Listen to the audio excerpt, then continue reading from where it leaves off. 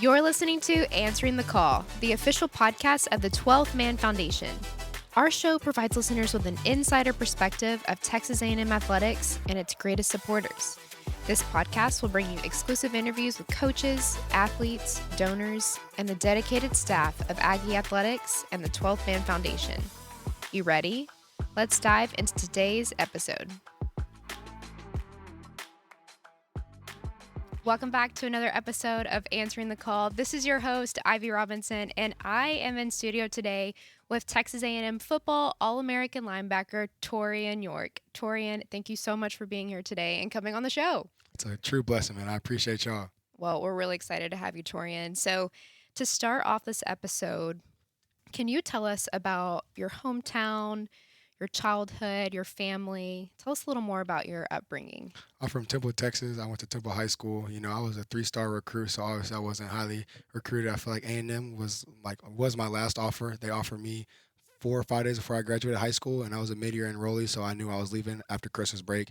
And, you know, the previous coaching staff came in, they offered me, took a visit the same day I graduated high school, and then the rest is history. I committed to A&M. That's awesome. Tell us more about Temple. What was it like growing up there? I mean, everybody loves football in Temple. Like, football is the number one deal up there. Like, it's a strong, close-knit community. We have a lot of players in the NFL now. Like, each year we're starting to put more and more guys in the NFL. So having guys lead the way for me and show that it's awesome and it's a possibility for me to be able to go to the NFL, I feel like that's a true blessing in itself, because not too many people before were really in the NFL. In the past maybe 5 years, we've had, I think, 5 or 6 guys in the NFL, you know. So having those guys to look up to and I can reach out to them at any time, it's a true honor. So did you have anyone in your hometown encourage you to pursue sports? Like, how did you get into playing sports?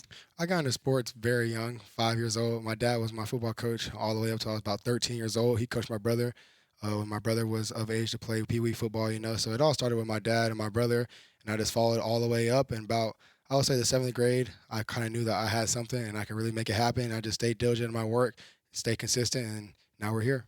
That's great. Did you have any family members who played college sports or professional sports?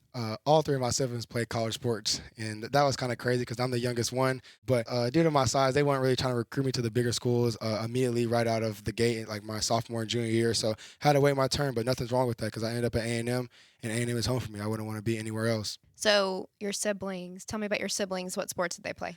Well, I have an older sister. She played volleyball. My other sister played basketball, and my brother ran track and field. So Very all of them. cool. So very athletic family. Oh, for sure, you know, and it's a true honor for me to be the youngest one, and I'm here at A&M, the biggest stage of them all, in the Power 5 SEC school. That's awesome, Taurean. So was football the only sport you played at Temple, or did you do any other sports, or were there other activities you were involved in, extracurricular outside of football? Well, Temple High School, I played football, basketball, track, and wrestling. And they were trying to get me to do powerlifting, but I really wasn't trying to do that because it intertwined with the wrestling and track season. And I feel like I wouldn't be allocating my time correctly if I were going 3 different sports at the same time, because track season, wrestling are in the same season, and then powerlifting is still right after Christmas as well. So that would be 3 sports I'm doing in one day. And I started getting my work in for football, so it was too much. So I didn't really do powerlifting, but everything else I did. Wow, yeah. And you just always love football the most? Football's always been number one. It's a non-negotiable for me. I love football. So at what point did you realize that football was something you wanted to do on a college level? From the day I picked it up, honestly. I didn't know how I was going to get here or where I was going to be playing football at, but I just knew I wanted to be playing high, Power 5 football, playing the NFL. You know, those are my aspirations, you know. So ever since I picked the ball up at the age of 5, I knew this is what I wanted to do. Playing Pee Wee football, you knew. Playing Pee Wee for my dad. And my dad instilled a lot of character, a lot of traits in me that have continued to rise and stuck with me throughout this process. What are some of those traits? Toughness, for sure. Mental toughness, physicality, communication. Like, you name it, my dad taught it to me. So I wouldn't be here without my dad. That's awesome.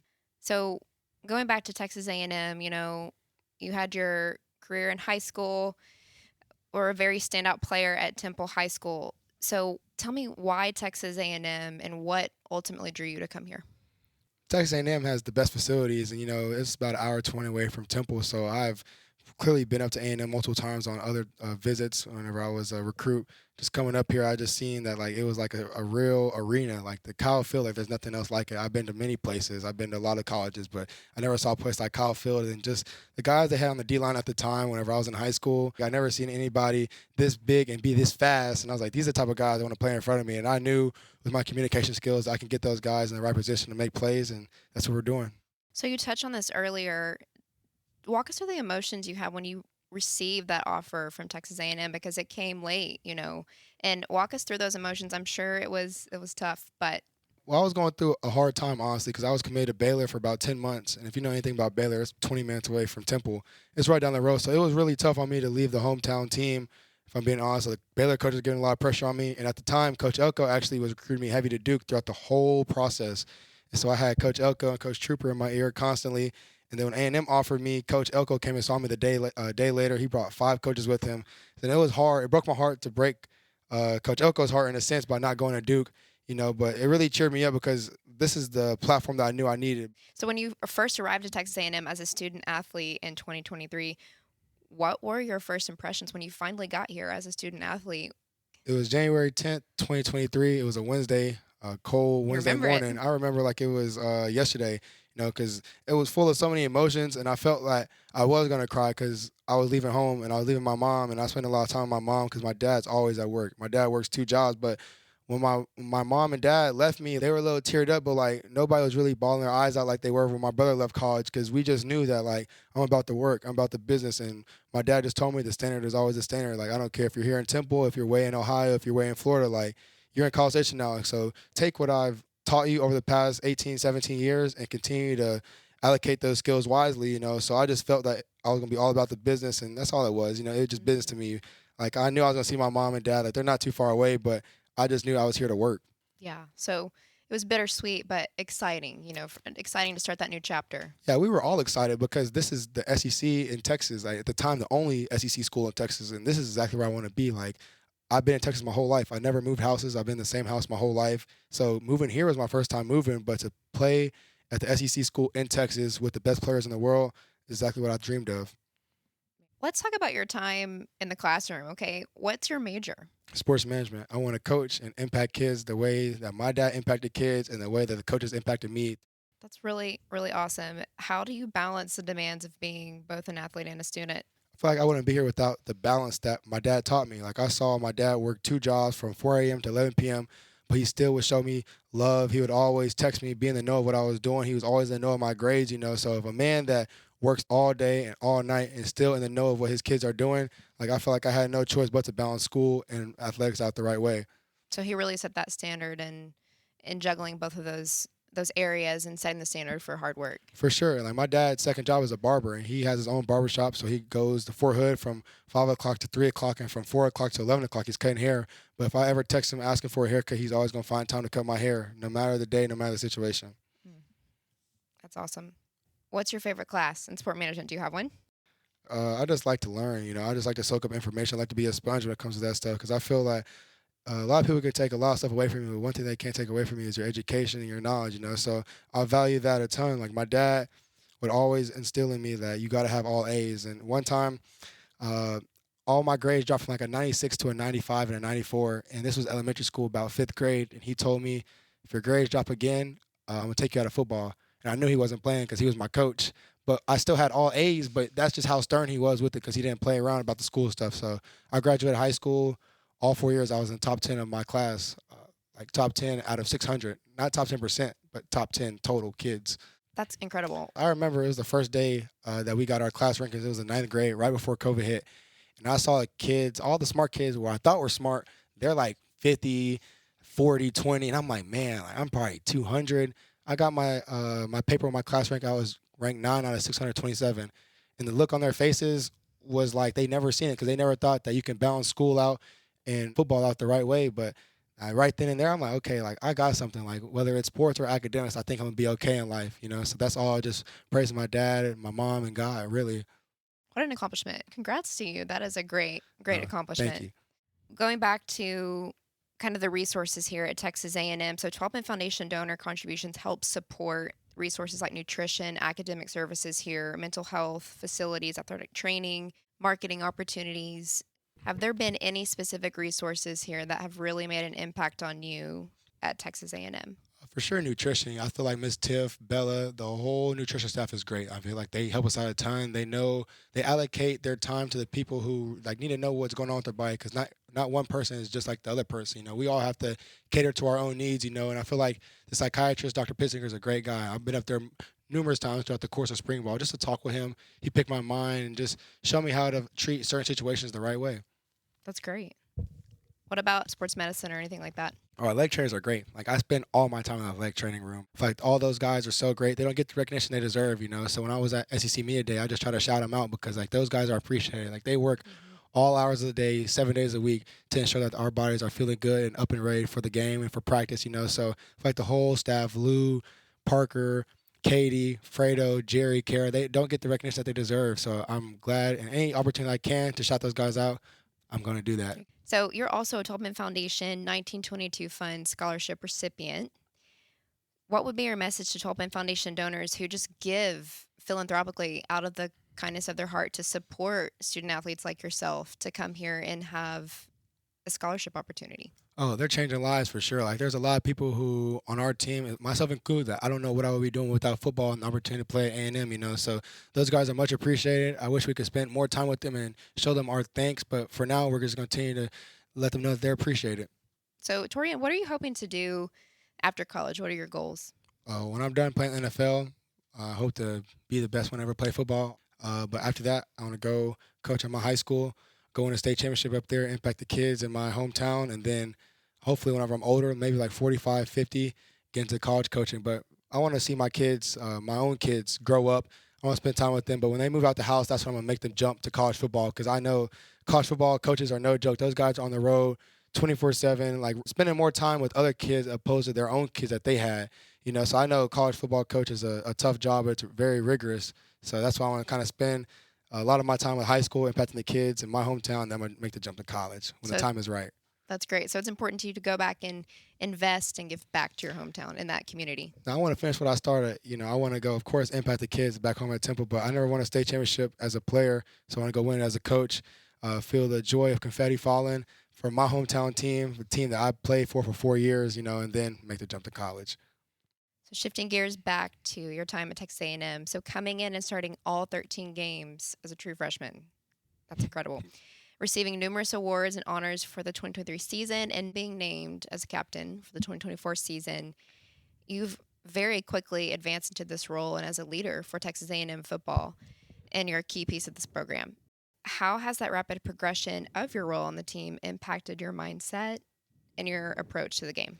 Your mindset is everything. I feel like you're only as strong as your mind will take you. It doesn't matter if you're 6'5" and you run a 4.3 and you can bench 600 pounds. Like, if you're not mentally strong, you're going to be worth nothing on the field, So I feel like as a captain, you just got to come in with the right mindset every day. You can't come in here not wanting to talk, because as a leader, you got to talk. Like, especially in my position at linebacker, I got to be the main communicator on defense, and then I got to lead also the special teams and the offensive guys too, because being a captain isn't just the captain of the defense. Being the captain of the entire team, the entire team voted on that, so I feel like it's only right that I can spread my positivity and energy amongst the whole roster. What's your favorite part about playing linebacker? The physicality part, but also just the ability to be on good terms with the entire defense, because I feel like you have to know your players, you have to know your teammates. So I might talk to Bryce Aronson one way and Shamar Turner another way, just because you got to know your players. You got to know that they react differently to different ways of communication, in a sense, So just have that emotional intelligence. Yeah, you just got to know your players. You just can't talk to everybody the same. So just know your guys and knowing what works best for them. That's great, and I feel like that speaks so much to like team culture too, right? Like, you as a captain, I mean, you care about how you are interacting with your teammates and how you, like you said, address your teammates, and that's special. It's individualized, and that just makes up a good team. Definitely individualized, for sure. So going back to your relationship with Coach Elko, it began prior to his time as head coach at Texas A&M. Can you tell us about that relationship and how it's grown now that you're getting to play under him as our new head coach? I first met Coach Elko when I was about 15 years old. I came to a camp here at A&M, and it was my sophomore year summer, right after COVID. Things opened up after COVID, so I couldn't legally talk to him, but he was always in tune with my trainer, and my trainer would always talk to him. He'd always give me positive feedback, be like, look, really the only thing that's holding him back is his height, and that's okay. I can respect the transparency in that aspect, because it's like I can't control my height, but I can control my skill, control my speed, my work ethic, everything else I can control. So I just always appreciate his transparency, and he was always real with me. And then when he got the head coach job at Duke, he offered me almost immediately, and he just always in the know. He was always sending his coaches to come to my school, always had his coaches calling me. He always stayed true to the very end. Like, even throughout the whole process when I was committed to Baylor, he was always talking to me, always trying to get me to flip. Went up there on the visit, just as a visit, really just to go up there and check things out. And I came back thinking like, man, I really might move 17 hours away from my family to go play for him, because everything he told me that he was going to say, even to this day, he's always made it happen. So he's just a man of his word, and that's what I got to appreciate. Like, I'm just happy that God brought us back full circle. Him, Coach Trooper, Coach Cushion, Coach Ish, Kayla Hudson, and the whole 9 yards. Everybody from Duke, they took me in as if I was already one of their own. Even as a high school kid, they always show love to my mom and dad. So I just appreciate everybody that came from Duke. So I'm just so happy that everybody that came from Duke, Coach Elko included, just is back here at A&M, and we're doing it on the biggest stage of them all. It's so exciting, and that is such a cool full circle moment. No, 100%. It's definitely a full circle moment that God brought us back here together, So just Troop and Coach Elko for sure, man. I'm just happy to have them on my side now. Continuing on the topic of Coach Elko, his motto and kind of vision for the program that he established when he came in was embracing the grind. It's this new mentality. And so can you explain what that stands for? Grind, grit, relentless integrity, now, and dependability. You didn't know you were going to get quizzed today. No, but I'm always on it, man. That's the core values of our program, so you got to know it. That's great. So how have you seen that mentality really benefit the program? It's all about the mindset. I always tell people that Coach Moffitt was the most needed hire that we needed outside of Coach Elko, because Coach Moffitt can impact and touch all 150 players on our roster, So, like, the quarterback coach not really going to be coaching defense ends, and vice versa, all the way through the position coaches. But Coach Moffitt coaches all of us. He coaches all of us the right way, and he tells us the impact of the mindset. Like, if you go in there self-limiting, you're not going to be able to achieve what you probably can achieve. But if you go in there with the mindset that you're going to attack and you're going to get it done, you're most likely going to get it done. So that's great. So is there anyone else, you just mentioned Moffitt, but anyone else on staff who has really pushed you to become an even better version of yourself? I would say Coach Bateman for sure. Like, that's my guy. It's my defensive coordinator, my linebacker coach, But every day we're out there in the thick of battle. Like, he's always challenging me to push the guys. Like, it was one day we didn't perform to the standards. He was like, you could have got on to them a lot more. Like, you, the captain, the guy who's on the cover of the game for A&M, like, you got to tell these guys what it is. Like, you just got to be real with them. And from that day forward, I took his words and I ran with this. So, like, anytime I even feel that our energy is getting down, let's go, pick it up. It's all about energy, communication, the whole 9 yards. So tell us about SEC Media Days. You got to go be a part of that this year. How cool is that? What was that like? SEC Media Day was a once-in-a-lifetime experience, and one of the main things I was excited for was to finally ride on a private jet. But it was raining the morning of, so we didn't get to fly there, but they flew back on the private jet. But then I had to stay because I had SEC Leadership Council meetings with the SEC commissioner, so I stayed Thursday and Friday. So I had to drive there and back. So I never got to experience a private jet. But as far as the media day itself, it was awesome. Just to network with other coaches and players from other teams in the SEC, and just to be a part of that whole experience. That happens once a year, So obviously it's a special event. And to be in Dallas, Texas, man, it was no better feeling. Man, what was your biggest takeaway from the Leadership Council portion? That a lot of behind-the-scenes work goes into even having one SEC game, nonetheless, the playoffs and the championship game. They provide a lot of insight of the background information and what all goes into hosting games, especially at a neutral site, opposed to just being here at Kyle Field. That's interesting. Man, how many people were at that Leadership Council? So I went in February, and it was one player from each football team in the SEC. This was before Texas and Oklahoma were in the SEC. But this one I went to, it was like 5 student athletes from each school. So, I mean, you do the math, but it was a lot of kids there. It was a lot of kids there from each school. That's great. All right, so I'm going to change the topic now to NIL, which is a big part of college sports nowadays. So, Taurean, how has NIL and the opportunity to earn while you're a student athlete here made a difference in your life? Changed my life. My whole family's life has changed. And just to be able to provide and see the smile on their face, because, like I said, I wasn't the highest rated recruit. So it took a lot of sacrifice, a lot of money from my parents to get me from point A to point B, from camp to camp, from visit to visit, even out-of-state visits. It was a lot of time. And one thing you can't get back is time, So any opportunity I can get to put a smile on my parents' face, and all thanks to NIL, I'm going to do it every time. I won't never hesitate to take care of the family. What do you think you're learning through engaging in NIL deals, and has it taught you any lifelong lessons? For one, money doesn't grow on trees. Like, you got to put in the work to get the money, but also the money can go very fast if you're not wise with it. So I'm thankful that I have a great support system with me. My brother, he got his degree in accounting. My mom is an accountant for a construction company back home, and my dad obviously has 2 jobs. So you got to be smart with your money. So I have a great support system, and I couldn't thank them anymore. That's great. That's awesome. Have you seen NIL impact your teammates' lives in any unique ways? Oh, for sure. Pretty much the same things I listed for the most part, but I mean, all those guys, our number one goal, of course, is make it to the NFL. But to make it to the NFL, like, the benefit of that is be able to see the smile on your parents' faces, your family's faces, because we understand you can't get here alone, and you didn't get here alone. It took a lot of people who probably didn't have to do what they did to get you and sacrifice what they did to get you here. So our main thing is, of course, to get to the NFL, and the NFL is one thing, but just the effect of being able to take care of your family, that's really the main goal. Yeah, I can only imagine. Yeah, and I'm sure that's so rewarding getting to support them and give back to the people you love who have invested and sacrificed so much time to get you to this, moment and this point in your life. How awesome to give that back and to benefit them. Trust me, there's no better feeling than seeing the smile on the people's faces that you've seen scratch and cry and claw the whole 9 yards. Man, there's no better feeling. So you mentioned the NFL. Do you think that NIL is taking some of the pressure off of student athletes since they have the opportunity to earn here at Texas A&M? Do you think they don't have as much pressure to go pro early? No, for sure. I feel like a lot of people leave after year 3. A part of it is the financial benefit of going to the NFL, being a 20-year-old millionaire in a sense. Like, let's call it how it is, But I feel like NIL can definitely bring kids back for the 4th year, and there's nothing wrong with coming back for a 4th year. Like, everybody wants to go 3 and out, but trust me, not a lot of people are opposed to staying for 4 years now. It's just pretty much like a cushion before you get to the NFL. Like, you can use that year 4 money as a cushion. You can save that money, allocate it wisely, and then just go to the NFL, and then you can go from there.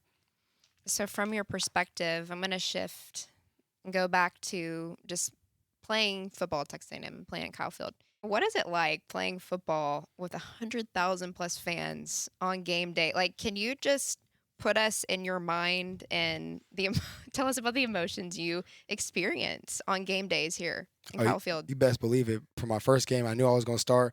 My lips were extremely dry. I pretty much lost my voice on the first drive. I didn't know what it took to really talk and communicate in Kyle Field. It takes a lot, but there's no better feeling to see the stadium packed out, no matter the game, no matter the opponent, and just everybody's there to support their fighting Texas A&M Aggies, so there's no better feeling. I mean, how do y'all communicate? I genuinely am curious, when it gets so loud in Kyle Field, as we all know, how do y'all communicate? We know it throws off the opposing teams. Yeah, it definitely. Play, so. A 3rd down, Kyle Field is at its loudest, of course, but, I mean, it's obviously hard for the quarterback of the opposing team to communicate, but it makes my job probably 100,000 times harder because I have to communicate to my defense as well. So I just got to run up on them, tell them in their ear, talk in their ear, hand signals. It's a lot of stuff that goes into it. But at the end of the job, we want to be on the same page. The only way you can do that is by communicating. So what does the support of the 12th man mean to you, and how does it impact you when you're out there? You just know you always got somebody next to your side. You always going to have people that are supporting you no matter what you're going through in life. I feel that the Aggie Network is real, and I've seen it work from my time here. And I also have a couple of family members who graduated from A&M, and I see that they have good jobs, So that's all I do, the Aggie Network and the Aggie Ring. When thinking about this year's football team, is there anything that really stands out to you? Do you think there's something unique about the team dynamic this year? That we really love each other and that we're all here for the same goal. Like, this is a real team, and I feel that team stands for together everyone achieves more. So it doesn't matter who gets the glory, it doesn't matter who makes the play, who doesn't matter who gets the sack. As long as we win, we'll be all right. Because when you win, everybody benefits from it. Coaches, players, staff members, the whole 9 yards. Everybody benefits from it. So the number one goal is to win, and that's what we're here to do. So to wrap up, Taurean, can you tell us why you are proud to be a fighting Texas Aggie? Because I knew the work that it took to get here, and I feel that when I got here and I kind of started to find out what A&M stood for and what it was all about, I feel like it resembled my story and my process and how I conduct myself day to day. Thank you for joining us on another episode of Answering the Call, the official podcast of the 12 Man Foundation. A special shout out to our incredible podcast producer, Megan Hoffman, and to 12 Man Productions for their generous use of the studio. We also extend our heartfelt gratitude to every donor and season ticket holder for always answering the call through loyal support of Texas A&M Athletics and our student athletes. We will be back soon with more content. Thanks, and gig 'em.